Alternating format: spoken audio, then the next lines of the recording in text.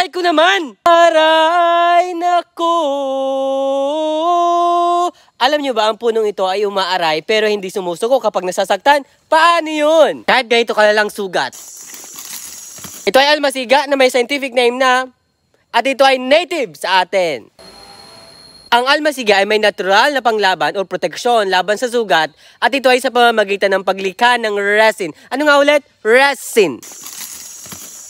Paano naman nangyayari yun? Kapag nasugatan, ma-activate ang isang phytohormone na tinatawag natin na jasmonate. The jasmonate will serve as stress signals for neighboring cells at para mas mapabilis ang pagresponde dahil nasugatan nga, enzymes will be activated to expedite the process. Ano na expedite? Kumbaga yung jasmonate na yun, mag-travel yun sa ibang tissues para ma-induce yung stress response. It ultimately will lead to the production of resin as a defense mechanism. Paano naman naging defense mechanism yun? At lalo nang paano nakakagaling ng sugat yun?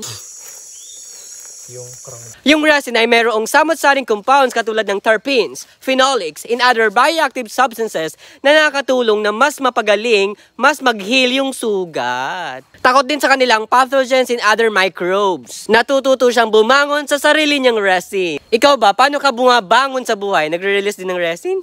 At kung nagustuhan mo ko, stay yung video, i-follow mo ko dahil nakakaganda ng buhay ang may alam.